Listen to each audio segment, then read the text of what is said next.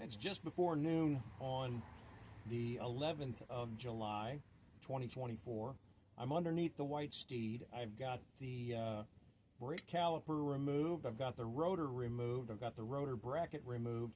And this axle is going to slide out once I get the differential cover off and the pin removed. I'm going to pull it through the spider gears, put a new bearing on it, go to the other side, put a new bearing on that side, grease them up, or actually oil them up, lube them up with 80W90, and then slide the axle back in, put it back together, and put everything back on.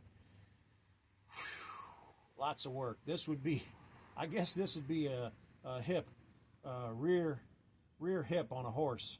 That's one hip, and there's the other hip, and the tires are the legs, and that's what keeps the horse moving. This is where all the power comes from in a horse, is the rear legs, not the front legs.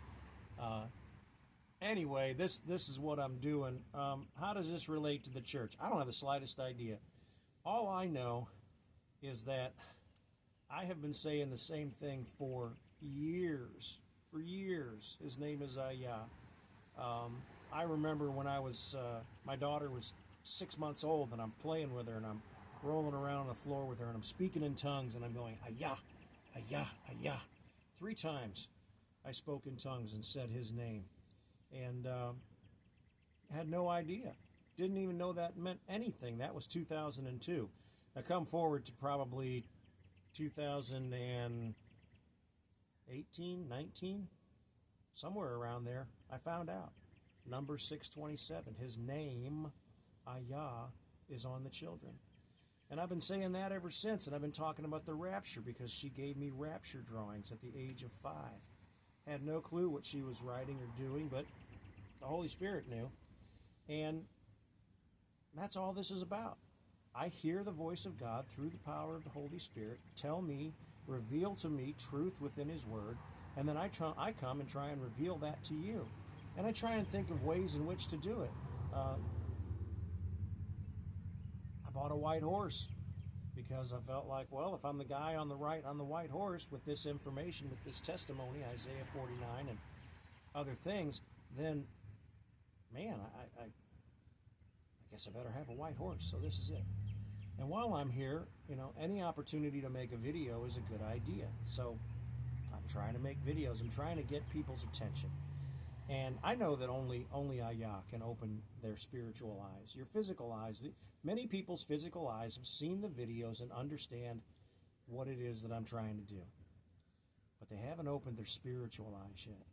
They haven't opened their eyes to what it means to know His name, to honor His name, to glorify His actual name that was hidden in Jeremiah, that's been hidden from the Jews, the Hebrews, through their own people, through the Pharisees, that Jesus said were of their father the devil. They're still hiding it. And they're hiding it through other names. They're, oh, well, it's got to be Yeshua, Yahshua, all these other things. But if you go to the Septuagint, the name of Joshua was spelled in Greek by Jewish people. They transliterated it. They made sure that it was the same sound using Greek letters. And those Greek letters produced the name Iesus. That's how you pronounce the Greek.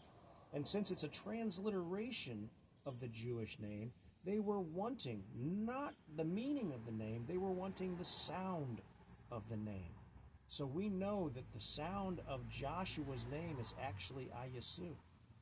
And because Jesus' name, Iesus, was spelled the same as Joshua's name, Iesus, we know the pronunciation is the same transliteration of those Hebrew sounds into Greek sounds using Greek letters. Transliteration and translation are vastly different. If you want the sound of the name, you have to transliterate the name into the new alphabet that gives the same sound of the name.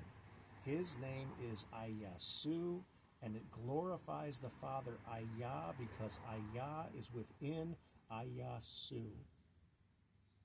Simple as that. But people don't want to see it. And it makes a difference. Because they would not hear, because they would not listen, because they would not glorify his name, he turns their blessings into curses. Curses are coming. Many people have seen these things and don't care. They just don't care. They're giving it the meh, well, meh. It's time to do something about it. Do you see the truth? Do you know the truth? Are you willing to do something about it? Or are you just going to say meh as well? Read the comments. A lot of stuff is in the comments.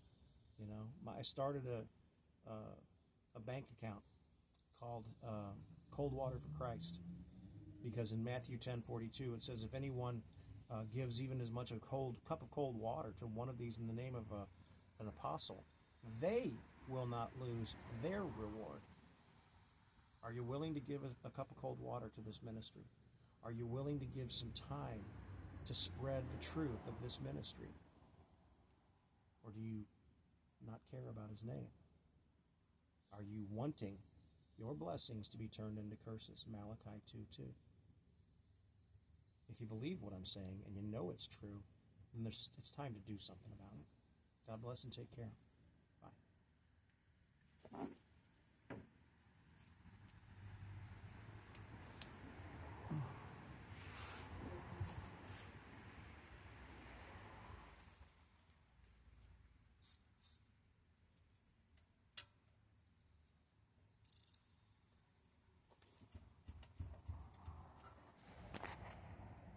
Just so you know, it's the real deal. That axle's out and up here in the trunk. That axle's in the trunk and that bearing's been pulled. You can see the differentials open over there. It's the real deal. We got to do the work, but God will make it happen. Ran into a couple of 15 millimeters that weren't going to move, and I had an oxyacetylene torch here, small one, little micro torch, and it was enough to heat it up to get those out. So ready to put the bearings in and go back to work. Okay, here we go. God bless and take care. Bye.